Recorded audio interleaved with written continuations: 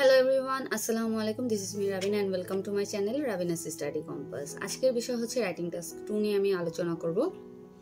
Normally writing মডিউলে আমাদের দুইটা পার্ট লেখার আগে একটা হচ্ছে রাইটিং টাস্ক 1 এবং রাইটিং টাস্ক 2। রাইটিং টাস্ক 2 তে যেহেতু মার্কিংটা বেশি, তো সবাই নরমালি রাইটিং টাস্ক 2টা আগে লিখে দেন হচ্ছে রাইটিং টাস্ক 1টা লিখে, বা রাইটিং টাস্ক 2 তে ফোকাসটা বেশি দেয়, কারণ এটার উপর ব্যান্ড স্কোর অনেক বেশি ডিপেন্ড করে। নরমালি রাইটিং টাস্ক 2 লেখার জন্য আমি 40 মিনিটস টাইম নিতাম এবং এখানে 10 মিনিট হচ্ছে ব্রেন স্টর্মিং বা আদার্স যে পার্টগুলো থাকে এগুলো থাকতো, অ্যান্ড দেন আদার্স 30 মিনিটস আমি লেখার জন্য ইউজ করতাম। তো রাইটিং টাস্ক 2তে আমরা জানি যে 4টা পার্ট মূলত আমাদের লিখতে হয় মিনিমাম। সেটা হচ্ছে ইন্ট্রোডাকশন, তারপর হচ্ছে body part 1, body part 2, then conclusion. অনেকে বডি পার্ট 3ও লিখে এবং আমিও প্রিফার করি বডি পার্ট 3 লেখার। আমি নর্মালি বডি পার্ট 3 লিখতাম যদি আমার কাছে আইডিয়া থাকতো এরকমভাবে। তো আজকে হচ্ছে ইন্ট্রো নিয়ে আলোচনা। তো ইন্ট্রোতে নর্মালি হচ্ছে 3টা লাইন আমরা লিখি। নর্মালি ফার্স্ট লাইনটা হচ্ছে যেই টপিকটা দেওয়া থাকে তার উপরে একটা জেনারেল লাইন। সেকেন্ড লাইনটা হচ্ছে যেই প্যাসেজটা আমার থাকে, 2 লাইন বা 1 লাইনের একটা প্যাসেজ থাকে। দেন আমার কাছে বলা হয় আমি অ্যাগ্রি করি নাকি ডিসঅ্যাগ্রি করি, অথবা অ্যাডভান্টেজ ডিসঅ্যাডভান্টেজ, অথবা আমার অপিনিয়ন বা এই ধরনের কিছু থাকে। তো থার্ড লাইনটা হচ্ছে থিওরিটিক্যাল লাইন নর্মালি বলা হয়ে থাকে। তো থার্ড লাইনে যে আমি এটা লিখি যে আমি এটাকে অ্যাগ্রি ডিসঅ্যাগ্রি করি, নাকি অ্যাডভান্টেজটা বেশি নাকি ডিসঅ্যাডভান্টেজ বেশি, নাকি যেটা থাকবে সেটা আর কি কোশ্চেন যেটা থাকে সেটার অ্যান্সারটা আর কি লিখে একদম শর্ট দেন যে বডি পার্টগুলো লেখা শুরু হয়।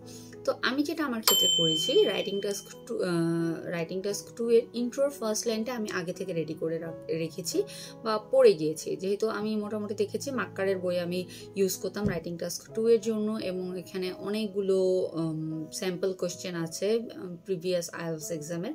মোটামুটি 400টার মতো এখানে কোশ্চেন আছে প্র্যাকটিস করার জন্য। তো এই বইটা হচ্ছে আমি মনে করি প্রিফারেবল রাইটিং টাস্ক 2 এর জন্য। তো এখানে থেকে যদি আমি কাউন্ট করি, ডিভাইড করি টপিকগুলোকে, তো টপিক খুব বেশি না। টপিক কিন্তু হয়তো বা 13 থেকে 14 বা হাইস্ট গেলে 20টার মতো টপিক আছে। তা যেমন হচ্ছে এডুকেশন, এনভায়রনমেন্ট, অ্যানিমেল, অ্যাডভার্টাইজিং। তো এইভাবে যদি আমি টপিকগুলোকে আলাদা করি, তো টপিকগুলো যদি কমে আসে তখন কিন্তু জেনারেল লাইন একটা করে শিখে রাখাটা কোনো ব্যাপার না। আমি ওই একটা লাইন শিখে রাখতাম, যেহেতু জেনারেল লাইনটা একটা এক্সামিনারের কাছে ইমপ্রেশন ক্রিয়েট করে। সেক্ষেত্রে এই লাইনটা অবশ্যই যাতে গ্রামাটিক্যালি ইরর না থাকে সেটাতে ফোকাস দেওয়াটা একটু গুরুত্বপূর্ণ। লাইন ছোট হোক বা লাইন সিম্পল সেন্টেন্সে হোক, কমপ্লেক্স হোক বা কম্পাউন্ড হোক, এটা ম্যান্ডেটরি না, বাট লাইনটাতে কোনো ইরর থাকা যাবে না। তো আমি আজকে আপনাদের সাথে সেই ইন্ট্রোর ফার্স্ট লাইনগুলো শেয়ার করব।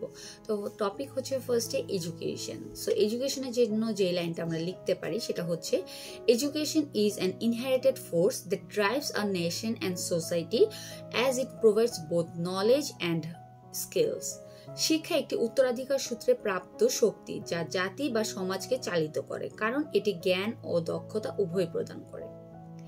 সেকেন্ড পয়েন্ট সেটা হচ্ছে এনভায়রনমেন্ট। এনভায়রনমেন্টের ক্ষেত্রে আমরা যেটা লাইন লিখতে পারি, Since the advent of industrial age in 19th century, humankind has been placing tremendous pressure on environment. 19শ শতাব্দীতে শিল্প বিপ্লবের আগমনের পর থেকে মানবজাতি পরিবেশের উপর বিরাট চাপ সৃষ্টি করেছে। ক্রাইমে আমি 2টা ইন্ট্রো লিখে রেখেছি, কারণ অনেক সময় আমি ক্রাইমের ক্ষেত্রে দেখেছি যে কিছু ক্রাইম থাকে জুভেনাল ক্রাইম বা আন্ডার 18, এবং কিছু ক্রাইম হচ্ছে যে কমন ক্রাইম রিলেটেড থাকে বা জুভেনাল ওয়ার্ড নিয়ে কোনো কিছু বলা নেই। সেক্ষেত্রে আমি আরেকটা লিখেছি। তো ফার্স্টে বলি জুভেনালদের জন্য যে লাইনটা করে রেখেছি, It is undeniable that teenagers commit crime because of immaturity of lack of knowledge about the consequences. এটি অস্বীকারযোগ্য যে কিশোরীরা অপরাধ করে তাদের অপরিপক্কতা ও পরিণতি সম্পর্কে জ্ঞানহীনতার কারণে। Second line, Crime is a persistent issue that continues to challenge societies worldwide, often driven by a variety of social, economic and psychological factors. অপরাধ একটি স্থায়ী সমস্যা যা বিশ্বব্যাপী সমাজকে চ্যালেঞ্জ করেছে, যা প্রায়ই সামাজিক, অর্থনৈতিক এবং মনস্তাত্ত্বিক কারণে প্রভাবিত করে। Next point is city. Since the advent of industrial age in the 19th century, cities has been attracting more and more people. ঊনবিংশ শতাব্দীতে শিল্প বিপ্লবের আগমনের পর থেকে শহরগুলো আরো বেশি মানুষকে আকর্ষণ করছে। Next point is advertising. Advertising, an innovative blend of creativity and strategy, stands at the forefront of driving business success in modern era. বিজ্ঞাপন, যা সৃজনশীলতা এবং কৌশলের একটি উদ্ভাবনী মিশ্রণ, আধুনিক যুগে ব্যবসায়িক সাফল্য অর্জনে অগ্রণী ভূমিকা পালন করে। Animals. Knowingly and unknowingly, we humans destroying our animals that are vanishing at a much faster rate. জেনে বা না জেনে আমরা মানুষেরা আমাদের প্রাণী ধ্বংস করছি, যেগুলো অনেক দ্রুত বিলুপ্ত হচ্ছে।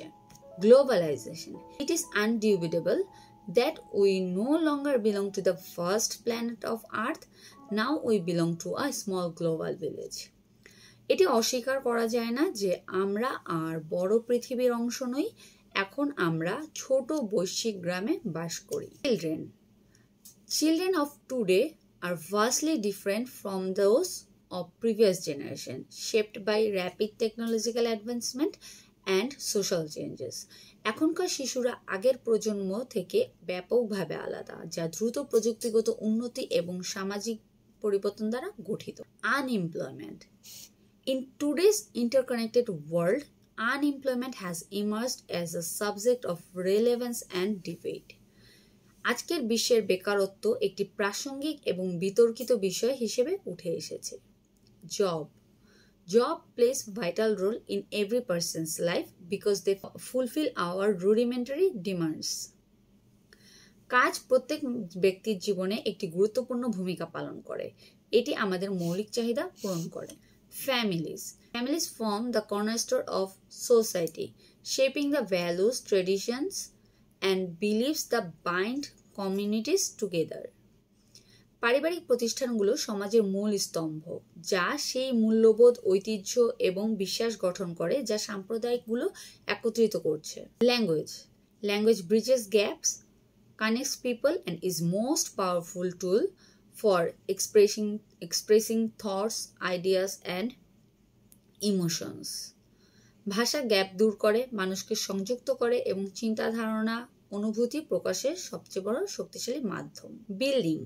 Architecture, a form of creativity, plays an astronomical role in our lives. Technology. This era is all about science and technology. First line হিসেবে এই লাইনগুলো আপনাদের জন্য হেল্পফুল হবে। যদি আজকের ভিডিওটা আপনাদের ভালো লেগে থাকে তাহলে প্লিজ আমার ভিডিওতে একটা লাইক, কমেন্ট এবং শেয়ার করে দিবেন, এবং আমার চ্যানেলটা যদি এখনো সাবস্ক্রাইব না করে থাকেন তাহলে আমার চ্যানেলটাকে একটু সাবস্ক্রাইব করে দিবেন, এবং ভবিষ্যতে আমি কি ধরনের ভিডিও নিয়ে আসতে পারি সেটাও আমাকে কমেন্ট করে জানাবেন। তো সবাই ভালো থাকবেন, সুস্থ থাকবেন। আল্লাহ হাফেজ।